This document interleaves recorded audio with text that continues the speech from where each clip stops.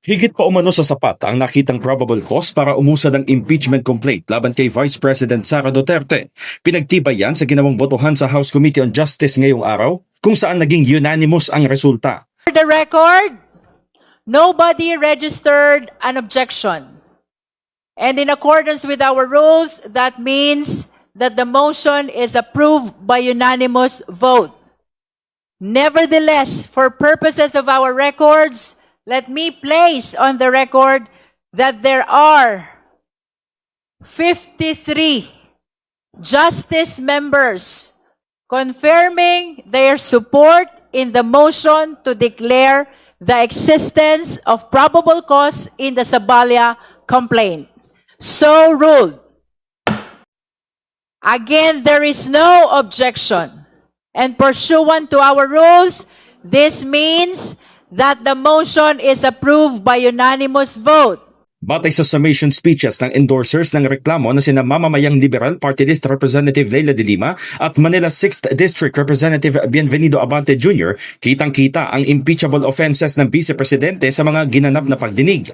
Kabilang narito ang umunoy di maipaliwanag na yaman ni VP Sara, maling paggamit ng confidential at intelligence funds at pagbabanta sa buhay ni na Pangulong Bongbong Marcos, First Lady Liza Araneta Marcos at dating House Speaker Ferdinand Martin Romualdez. Ina ninyong lahat, Martin Romualdez, Lisa Marcos, Bongbong Marcos. May kinausap na ako na tao.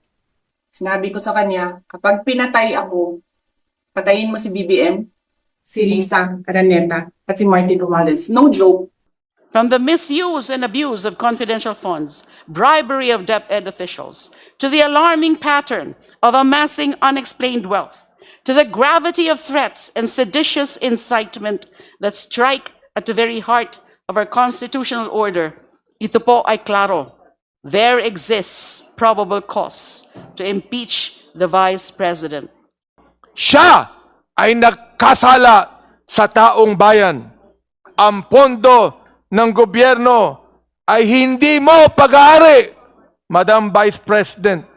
Ito ay pawis at dugo ng mga manggagawang Pilipino. Kasunod ng nangyaring botohan, ipinag-utos ni Justice Committee Chairperson Jervy Luistro ang paghahanda ng committee report, resolution at articles of impeachment. Magpapadala rin ng notices sa mga complainant, sa respondent at justice members na magkakaroon ng pagdinig sa darating na May 4 upang aprubahan ang committee report.